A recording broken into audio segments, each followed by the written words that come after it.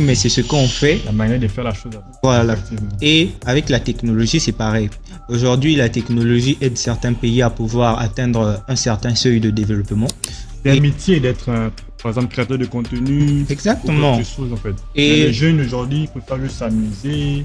Moi, c'est un truc vraiment qui nous dépasse. nous, quand on fait, on reproduit 2 fois pire, voire 3 fois pire. Aujourd'hui, je prends l'exemple, par exemple, de la nouvelle donne de TikTok. Certains Européens, ils font quoi? Certains médecins vont sur TikTok, ils créent du contenu, par exemple, pour repérer les symptômes de ceci, les symptômes de cela. Aujourd'hui, je te prends l'exemple des enfants qui bloquent les parents sur les réseaux. Bonjour à tous, je suis Ben Giovanni, je suis accompagné de... Dalous, je sais. Alors, aujourd'hui, nous allons parler d'un sujet qui est très important, qui est l'impact de la technologie, surtout en Afrique. Vous savez, la technologie est un fléau qui touche nos familles, proches et plus proches, et c'est vraiment quelque chose qui est en train de détruire la jeunesse actuellement. Et d'après toi, quel est l'impact des technologies en Afrique? Elle est positive ou négative? Moi, je vais dire NNI positif, NNI négatif. Dans quel terme? C'est Dans quelle comme, mesure? c'est comme le couteau. Aujourd'hui, par exemple, quand on veut cuisiner, on a besoin du couteau. Ouais. Et quand un criminel veut commettre ses méfaits, il utilise aussi le couteau. Donc, il n'y a ni de positivité ni de négativité, mais c'est ce qu'on fait. La manière de faire la chose. Voilà. Effectivement. Et avec la technologie, c'est pareil. Aujourd'hui, la technologie aide certains pays à pouvoir atteindre un certain seuil de développement. Et d'autres pays finissent par s'abrutir avec cette même technologie. Surtout en Afrique. Hein. Oui, surtout en Afrique. En Afrique, ils ne savent pas utiliser cette technologie de manière efficace, de manière à vouloir produire, de manière à vouloir créer, Ouais. mais dans le sens où c'est se divertir, de passer du temps. Et pourtant, c'est une opportunité qui est là. Exactement. Dans les continents européens, c'est un métier d'être, par exemple, créateur de contenu. Exactement. Beaucoup de choses, en fait. Et Mais les jeunes aujourd'hui, ils préfèrent juste s'amuser. Moi, c'est un truc vraiment qui nous dépasse. Ouais. Et surtout en Afrique, il y a un dicton qui dit en Afrique, on copie très très mal. On voit à l'étranger, on ramène chez nous et on ne sait pas utiliser d'une manière assez raisonnable. Parce qu'aujourd'hui, qu'est-ce qu'on fait? On va à l'étranger, on voit ils font ça, ils font ça. Et nous, quand on fait, on reproduit 2 fois pire, voire 3 fois pire. Aujourd'hui, je prends l'exemple, par exemple, de la nouvelle donne de TikTok, où le TikTok africain, tout le monde actuellement le dit, c'est n'importe quoi. Parce que quand tu vas sur TikTok, le TikTok africain, si on peut le dire, c'est que des choses, il y a de l'immoralité, des choses obscènes. C'est carrément, c'est écœurant de voir de telles choses. Alors que dans certains pays, tu vois, la personne, il essaye de montrer certaines choses sur TikTok. Aujourd'hui, je vois certains Européens, ils font quoi? Certains médecins vont sur TikTok, ils créent du contenu, par exemple, pour repérer les symptômes de ceci, les symptômes de cela. Ils essayent en fait de pouvoir éveiller l'esprit de certaines personnes. Sauf que chez nous en Afrique, on fait quoi? On montre ses talents et le problème c'est que avec l'Africain, on a d'abord un sérieux problème. Aujourd'hui, les Africains, la majorité préfèrent danser sur les réseaux sociaux. Ils préfèrent faire n'importe quoi sur les réseaux sociaux. Je refuse pas que certains, c'est leur gagne-pain. Ouais. Mais à force de faire ce genre de choses, si c'est pas ton métier, tout le monde ne peut pas devenir danseur, tout le monde ne peut pas devenir chanteur. Ouais. Tu vois? Et certains se disent que je mets en avant ça.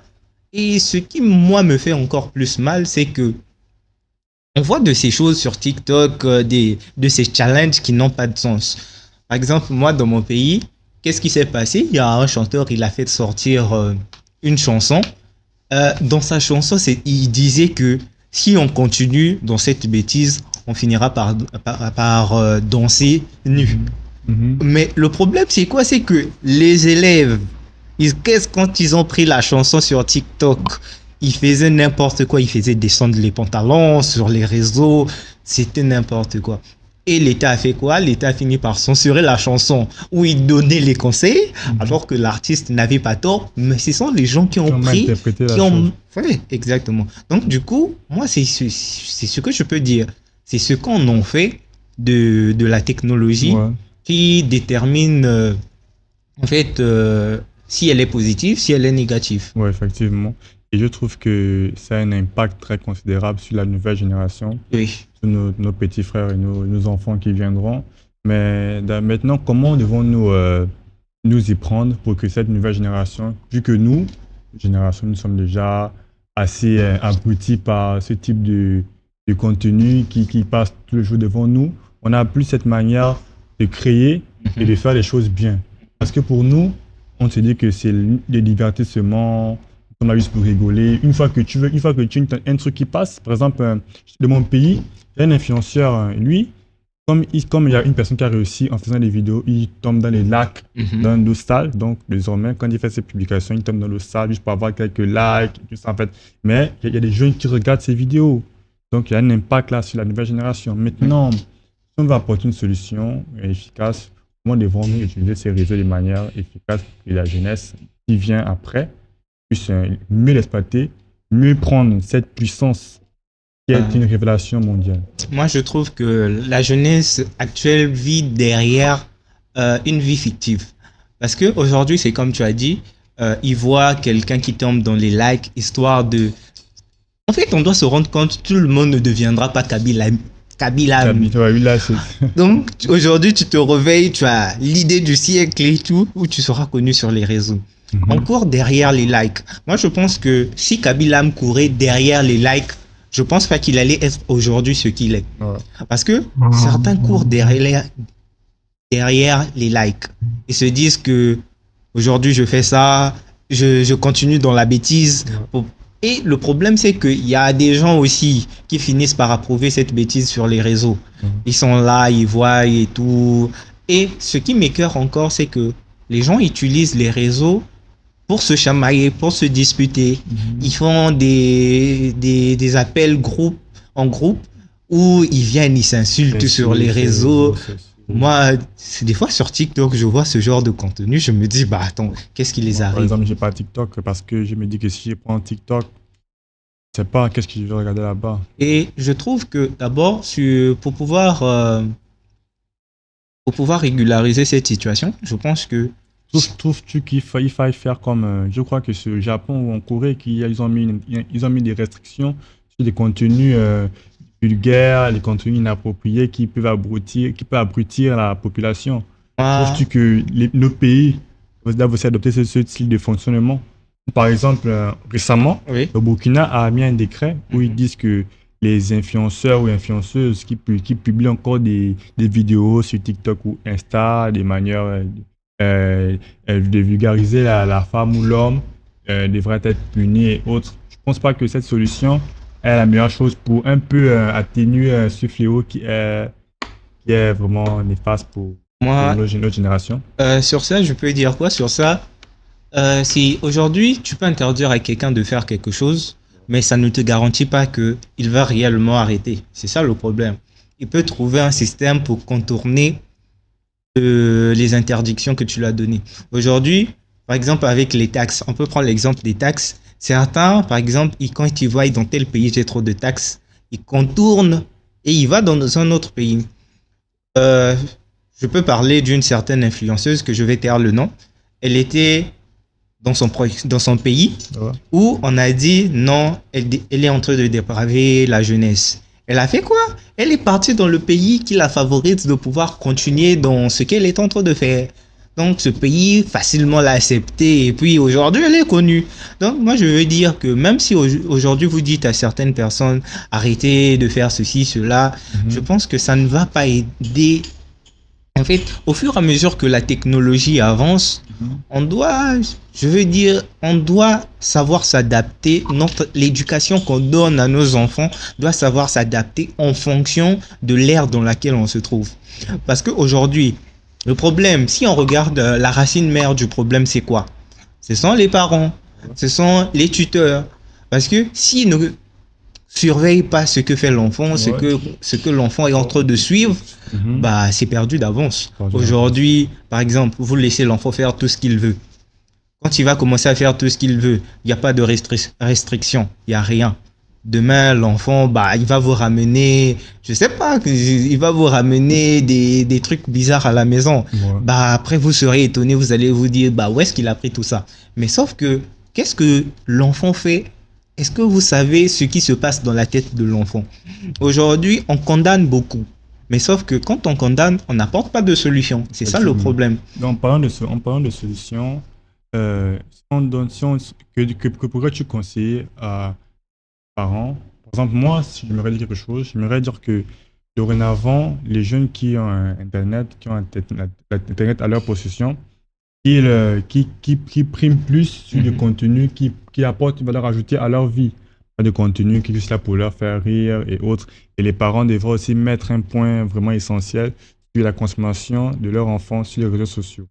Il y a des systèmes qui ont été mis en place par des grands géants informatiques tels que Google, qui a un système qui appelle Family Link, Ouais. surveiller les enfants, ce qu'ils suivent, ce qu'ils consomment et autres. Maintenant, pour toi, Dalos, que peux-tu conseiller à un parent ou bien un jeune sur sa consommation d'Internet et comment il devrait l'améliorer? Déjà, aujourd'hui, comme on dit, la meilleure des choses qu'il faut faire pour éviter un certain problème, le mieux c'est de priver pour au moins ne pas avoir les répercussions de cela. Parce que aujourd'hui, je peux dire, la technologie chez les jeunes, elle est trop précoce.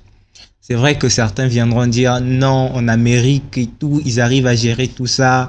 Mais le truc, c'est quoi? C'est que en Amérique, il y a le suivi des parents.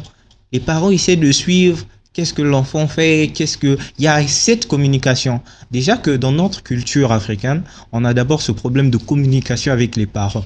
Les parents ne communiquent pas assez avec les enfants. Est-ce que aujourd'hui un parent peut connaître non, mon enfant traîne avec un tel ou bien avec un tel? Il y a d'abord ce problème-là.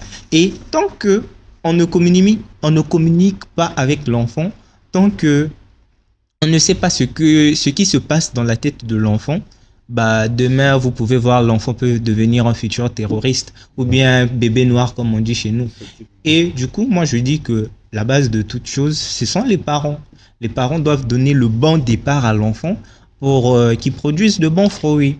Parce qu'aujourd'hui, par exemple, si tu te dis que je veux donner des livres à mon enfant, histoire qu'il puisse lire au moins, aujourd'hui il lit un livre, demain il lit un livre, tu vas voir cette passion-là va Je vais éveiller ça en monter fait. en lui, il va Ouais. éveiller ça. Aujourd'hui, si tu te dis par exemple, tu te dis, moi, je veux que mon enfant devienne informaticien, par exemple, demain. C'est simple. C'est toi l'adulte. Ce que tu vas donner à l'enfant, tu le donnes le strict nécessaire. Ouais. Et Ce que tu consommes détermine ce que tu vas devenir. voilà. Et moi, je dis que c'est vrai que aujourd'hui, dans toutes les maisons, on peut dire qu'il y a Internet. Mais après, il y a maintenant des sécurités où tu peux mettre les contrôles parentaux. Aujourd'hui, il y a toute cette technologie-là. Mais le problème, c'est quoi? Les parents actuels, pour certains parents, ils vivent encore dans ce temps où la technologie, c'était que pour les jeunes. Ouais. Dépassé pour eux. Ouais. Or, si on se dit que la technologie, c'est que pour les jeunes, bah, c'est fini, vous allez perdre votre enfant au cours de chemin. Tu finiras par te rendre compte que ton enfant, il a 5 coups d'avance sur toi. Aujourd'hui, je te prends l'exemple des enfants qui bloquent les parents sur les réseaux. Les parents ne connaissent pas comment on bloque. Mais quel parent, comment il va se rendre compte que bah, j'ai été bloqué sur les réseaux? Donc, c'est comme on dit, le fait de ne pas connaître, c'est déjà un souci. Comme on dit, euh, l'ignorance est un méfait pour la personne qui ne connaît pas parce que facilement il pourra se faire duper. C'est comme en Afrique. On a été dupé tous ces siècles-là à cause de la religion parce que quoi? On ne connaissait pas qu'est-ce qu'il y avait réellement à l'intérieur de la Bible. Et moi je dis toujours, pour mieux régler un problème, faut savoir connaître le problème et faire face au problème avec les différentes solutions. C'est vrai que ça ne sera pas assez facile, Ouais. mais Avec ça, le temps. avec le temps, ça, Un bon suivi, ça le va. meilleur, ça procure un meilleur suivi parce que la solution idéale ou bien ne va jamais exister. Ça même en Europe, ils ont ces problèmes-là et tout. Mais tant qu'on essaie de faire ce petit effort-là, je pense que on aura moins une génération abrutie par la technologie et l'évolution. Nous, qu'est-ce qu'on fait? Au lieu de suivre l'évolution de la technologie, on suit dans la courbe de consommation extrême. Ouais, effectivement. Et c'est vraiment déplorable, alors Déplorable. il y a beaucoup à en tirer des avantages de l'évolution de la technologie. D'accord. Alors, merci Dalous pour l'intervention. Alors, nous allons terminer avec la vidéo. C'était un sujet qui est très très important et qui était crucial pour nous aujourd'hui, de savoir l'impact de la technologie sur la jeunesse, surtout africaine, car nous voyons ce que les jeunes font en ce moment avec Internet, qui n'exploitent pas au mieux ce- ce- cette puissance mondiale qui est Internet. Il faut savoir consommer des bonnes choses et savoir en faire des bonnes choses pour transmettre à la génération future euh, un meilleur héritage. Alors, si vous avez aimé la vidéo, je vous demande de vous abonner et de liker. Et si vous avez un sujet à nous suggérer, veuillez nous écrire sur ce numéro ou bien le mettre en commentaire. Nous allons interagir sur ce sujet avec vous, bien sûr, si vous voulez interagir avec nous. Donc, on se revoit à la prochaine pour une nouvelle vidéo. Merci.